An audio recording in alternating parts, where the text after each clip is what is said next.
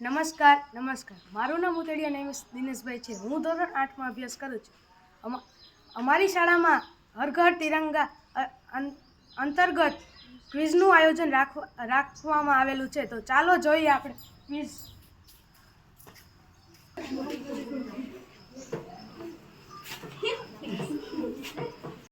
ચાલો, પ્રશ્ન બેંક છે. પ્રશ્ન બેંકમાંથી તમારે એક ચિઠ્ઠી ઉપાડવાની છે અને એમના પ્રશ્નો વાંચી અને એમનો ઉત્તર દેવાનો છે. બરોબર? સાચો જવાબ હશે તેમને 5 ગુણ મળશે. જો તમારો ખોટો જવાબ પડશે તો -3. અને ઈ પ્રશ્નો બાજુવાળા જે છે ટીમ વાળા એમને પાસ થશે. તો આપણે શુભ શરૂઆત કરીએ આપણી ક્વિઝની. તો ચાલો, પહેલું છે ગ્રુપ ચંદ્રશેખર આઝાદ. તો તેમને હું કહીશ કે તેમાંના ગ્રુપમાંથી કોઈ એક ચિઠ્ઠી ઉપાડે અને પ્રશ્ન વાંચે.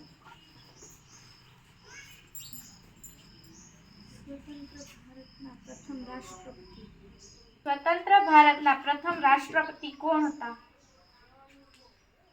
અને ટિક 3. ચાલો, તમારા -3. એ જ પ્રશ્ન પાસ થશે.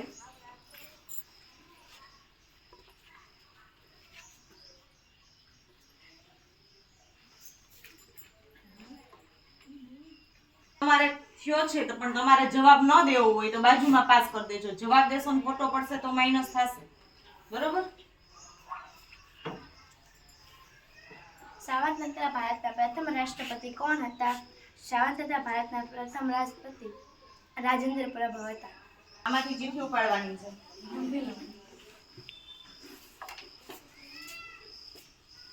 આપણે રાષ્ટ્રીય રમતનું નામ શું છે? જણાવો. હોકી. સરસ, જોરદાર તાલી.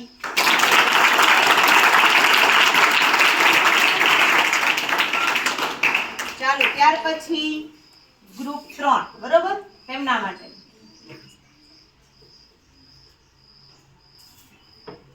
આપણા તિરંગામાં કેસરી રંગ શાનું પ્રતીક છે? કેસરી રંગ ત્યાગનું પ્રતીક છે. સરસ. કેસરી રંગ છે ઈ ત્યાગનું પ્રતીક.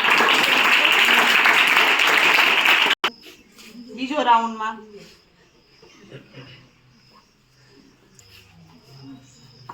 આપણું રાષ્ટ્રીય પ્રાણી કયું છે? આપણું રાષ્ટ્રીય પ્રાણી વાઘ છે.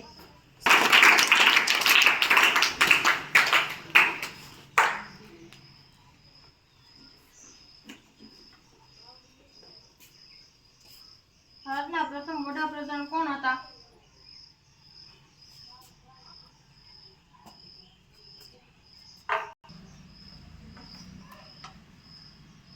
ભારતના પ્રથમ વડાપ્રધાન ઇન્દિરા ગાંધી હતા.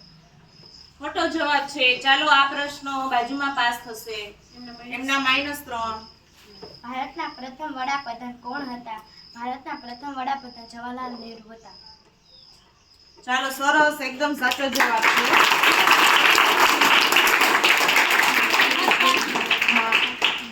ચાલો, તમારા રાઉન્ડનો વારો છે. આપણું રાષ્ટ્રીય પક્ષી કયું છે? આપણું રાષ્ટ્રીય પક્ષી મોર છે. સરસ, એકદમ સરસ. ચાલો, તમે વિચારો, તમને આવડતું હોય. અશોક ચક્રમાં કેટલા આરા આવેલા છે? અશોક ચક્રમાં 24 આરા આવેલા છે. સરસ, એકદમ સરસ.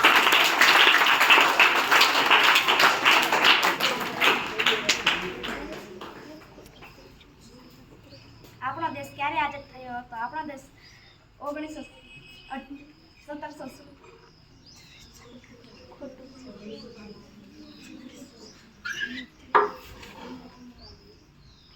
આપણો દેશ 1947 15 ઓગસ્ટે આઝાદ થયો હતો. સરસ, ખૂબ જ સરસ.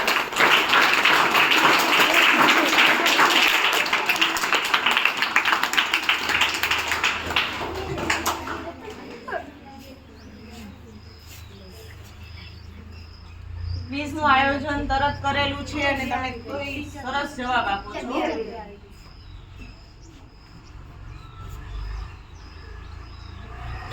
આપણા રાષ્ટ્રીય મુદ્રા જણાવો. આપણું રાષ્ટ્રીય મુદ્રા 4 સિંહની આકૃતિ છે. સરસ. રાઉન્ડ અને આ છેલ્લા રાઉન્ડમાં પ્રશ્નોની ચિઠ્ઠી હું જ વાંચીશ. તમારામાંથી જે સૌથી પહેલા ઊંચી આંગળી કરશે એને પોઈન્ટ મળશે. બરોબર? હાલો. આપણા તિરંગામાં આવેલ લીલો રંગ શાનું પ્રતીક છે? બંસી બેન. આપણા તિરંગા લીલા રંગનું હરિયાળીનું તિરંગ છે. આપણા તિરંગામાં આવેલ લીલો રંગ હરિયાળીનું પ્રતીક છે. સરસ. સાચો જવાબ. થોડું વ્યવસ્થિત બોલો, આત્મવિશ્વાસ સાથે. ચાલો હવે આ બીજો પ્રશ્ન ઈ પણ હું જ બોલીશ અને તમારે ઊંચી આંગળી કરવાની છે. જેની પહેલા ઊંચી આંગળી થશે તેમને પોઈન્ટ મળશે. બરોબર? આપણા રાષ્ટ્રધ્વજમાં કેટલા રંગો છે? ક્યાં ક્યાં? આપણા રાષ્ટ્રધ્વજમાં 4 રંગો છે. હા બોલ. પહેલો લીલો, બીજો સફેદ, ચોથો કેસરી અને બ્લુ. તમારો જવાબ તદ્દન ખોટો છે. એટલે હું હાલો પછી બીજી ઊંચી આંગળી ક્યાં ગ્રુપે કરી હતી?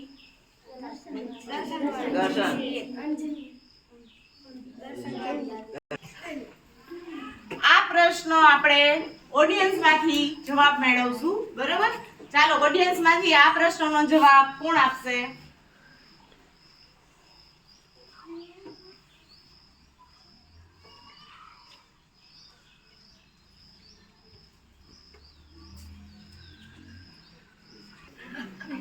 ચાલો નેમિસભાઈ. આપણા રાષ્ટ્રધ્વજમાં 3 રંગ છે. કેસરી, સફેદ ને લીલો. સરસ. Very good. જે છે એ સ્પર્ધાનો છેલ્લો પ્રશ્ન અને તમારા ગુણ હવે બસ આપણે ક્વિઝ છે એ અંત તરફ જઈ રહી છે.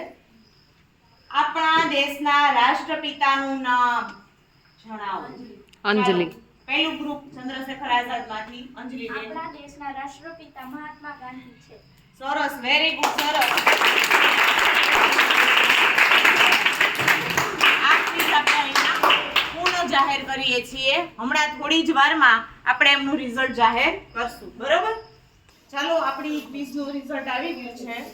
સરસ. તમે જોરદાર અમુક ગ્રુપ છે ને સારી એવી તૈયારી હતી. તો કે ઇન્સ્ટન્ટ આપણે ક્વિઝ કરી હતી છતાં પણ સારું પ્રદર્શન કર્યું છે. તો એમાં સૌથી પહેલા આપણે ચંદ્રશેખર આઝાદ ગ્રુપને લઈ. પહેલું જ ગ્રુપ આપણું. બરોબર? એમને સરસ 12 ગુણે પોતાનું પરફોર્મન્સ આપ્યું છે. તો આપણે એમના માટે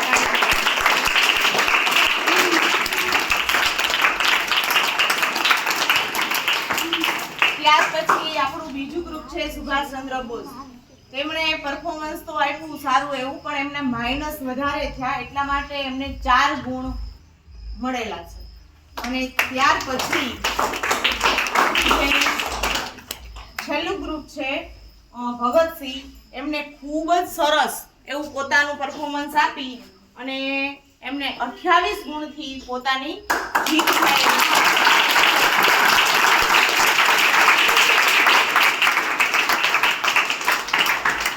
ચાલો જે વિજેતા ટીમ છે ભગતસિંહ તે આગળ આવી જાય. ખૂબ જ સરસ તમારું પરફોર્મન્સ, તે બદલ ખૂબ ખૂબ આભાર તમારો. ચાલો આપણે એમને માન આપશું વિનર ગ્રુપને.